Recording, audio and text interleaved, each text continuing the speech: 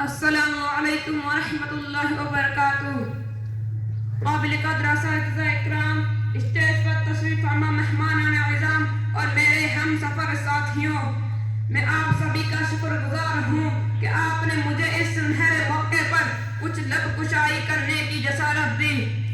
معزز سامعین، ہمارا ملک ہندوستان ایک جمہوری اور سیکولر نظام پر مشتمل ہے اور اس وطن عزیز میں دو دن بہت ہی اہمیت کے حامل ہیں. دونوں کی تاریخی داستان بہت ہی درخشاں و تابناک ہے. دونوں ہم ہندوستانیوں کو اس بات کی طرف اشارہ کرتی ہیں کہ اپنے وجود و وقار اور اپنی جمہوریت کا کالعدم مت ہونے دینا، اسے باقی رکھنے میں تن من دھن کی بازی لگا دینا، جانوں کو اس راہ میں قربان کر دینا، مالوں کو اس راہ میں نچھاور کر دینا، کیونکہ یہ بہار و جشن کا دن، اس کی خوشی بہت ہی طویل عرصے کی قد و کاوش، جان افسانی، جان و مال کی قربانی اور اس ملک کو آزادی دلانے کے جوش و جذبے سے یہ دن ہم لوگوں کو نصیب ہوا ہے. نہیں تو آج بھی ہم لوگ انگریزوں کی غلامی میں زندگی گزار رہے ہوتے اور گھونٹ گھونٹ کر مر جاتے،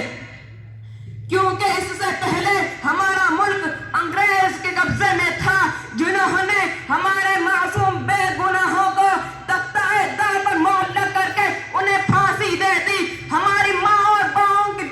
عزت و عصمت کو تار تار کر دیا، ہزاروں علماء کو بے درے قتل کر دیا اور ہندوستان کو ظلم و بربریت کا آماجگاہ بنا دیا گیا تھا. اور جلیانوالہ باغ میں 1919 میں 10,000 ہندوستانی گولیوں سے اندھادھند بھون دیے گئے تھے. اس سے قبل کئی جنگ اس ملک کو آزادی دلانے میں لڑی گئی تھی، خاص طور سے 1857 میں لڑی گئی تھی، جس میں ہندوستانیوں کو شکست ہوئی تھی، لیکن ہمت نہیں ہارے تھے بلکہ بلند حوصلے کے ساتھ اور آگے بڑھ کر جنگ کیے اور شکست سے فاش دیے. بہرحال اسی کی خاطر ٹیپو سلطان، اشفاق اللہ خان اور سید احمد شہید جیسے اس میدان میں آئے اور ہندوستان کو